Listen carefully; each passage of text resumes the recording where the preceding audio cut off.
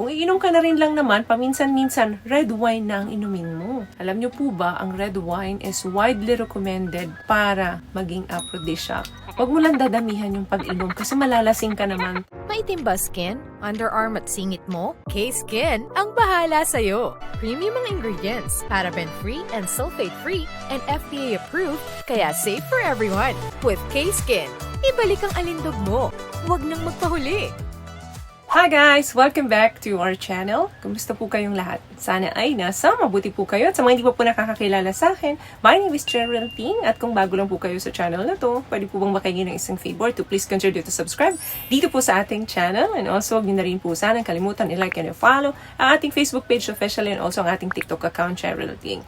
Maraming salamat po. And for today's video, let's talk about mga pagkain or inumin na pwedeng makatulong sa'yo para mas lagi kang mainit sa bakbakan nyo ni Mr. o ni Mrs. Alam nyo po ba na malaki ang impact nito sa atin? Kung ano yung kinakain natin, kung ano yung iniinom natin, kung bakit minsan ay malibog ka, kung bakit naman minsan ay dry ka. Number 1 na pwedeng pampagana pag kinain mo ito, dark chocolate. Yes, ang dark chocolates po, kino-contain yan ang flavonoids. Ang flavonoids po ay tumutulong para ma-improve ang blood flow papunta doon sa genital. Ano bang kinakailangan para tumayo yan? Hindi ba dapat maganda ang daloy ng inyong blood papunta dyan sa inyong alaga para mas ma-enhance ang sensitivity at ma-promote ang mas satisfactory na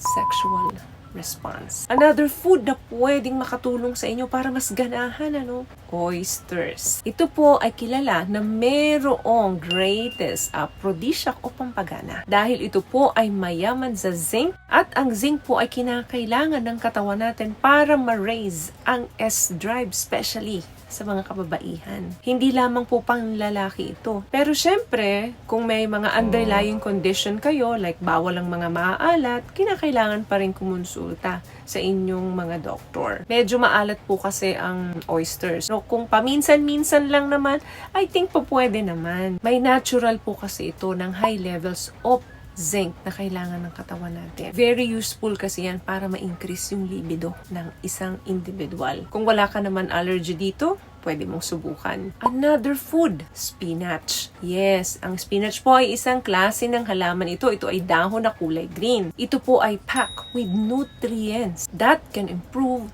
sexual health. Mataas po kasi ang magnesium and mineral ng pagkain na ito. Kaya nakakatulong na ma-increase ang inyong blood flow. Yan ang kinakailangan natin para mas magana tayo sa pakikipaglabing-labing doon sa mga partner natin. Another thing, nuts. Any nuts. Macadamia nuts, almond nuts, pwede pong kainin yan as a snacks dahil tumutulong po ito para tumaas ang inyong libidos. Ang nuts po ay rich or mayaman sa omega-3 fatty acids na kinakailangan natin para gumanda ang daloy ng ating dugo. Tumutulong ito para ma-improve yung ating blood circulation at ang ating brain function, promoting a more satisfactory sexual response. Maraming klase po ng nuts yan, like pistachio, walnuts, basta nuts. Okay yan. Mayaman sa fatty acids, vitamins, and minerals na nagbo-boost ng inyong libido. Kaya ugaliing hindi lang nuts ni Mrs. or peanut ni Mrs. ang pinapapak ninyo. Dapat pumapapak din kayo ng iba't ibang klase ng nuts. Another thing, eto,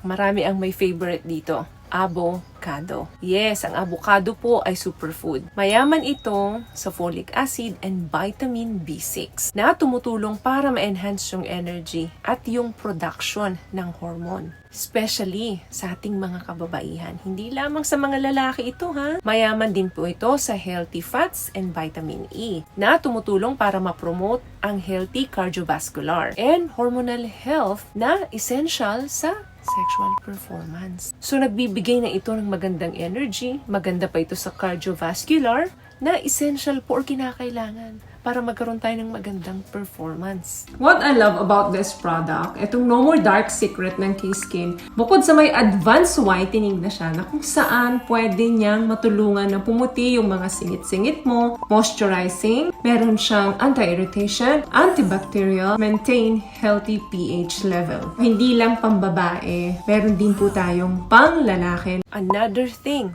watermelon, or ito yung tinatawag natin in Tagalog, pakwan. Mayaman din po ito sa amino acids na kinakailangan ng pangangatawan natin para ma-improve ang ating vascular health. Isama mo na rin dyan ang ginkgo biloba. I'm sure alam nyo na ang ginkgo biloba. Nakikita nyo na to sa mga over-the-counter products, sa drugstore. Popular po ito sa mga herbal supplement. So, pwede nyong isama yan. Another thing na pwede namang inumin, red wine. Kung iinom ka na rin lang naman, paminsan-minsan, red wine na ang inumin mo. Alam nyo po ba, ang red wine is widely recommended para maging aphrodisiac. Huwag mo lang dadamihan yung pag-inom kasi malalasing ka naman. Tama na yung isang shot or hanggang 2 shot, pang-pagana lang. Kasi napakarami pong benefits ng red wine. Especially sa inyong sexual function. Ito po ay gawa sa dark colored grapes. Meron din pong mga study at pinag-aaralan pa hanggang ngayon na ito po ay nakakapagpababa ng risk of disease such as heart disease. So meaning, maganda pala ito sa puso. Ang kailangan natin sa tuwing tayo nagpe-perform ay ang healthy heart. But again, huwag masyadong damihan. Moderate lang po. Anumang bagay ang sobra ay pwedeng makasama. So, kapag may gagawin kayong labing-labing, nakaschedule yan at gusto ninyong uminom, piliin na lang ninyo ang uminom ng red wine kaysa ang iba pang alak.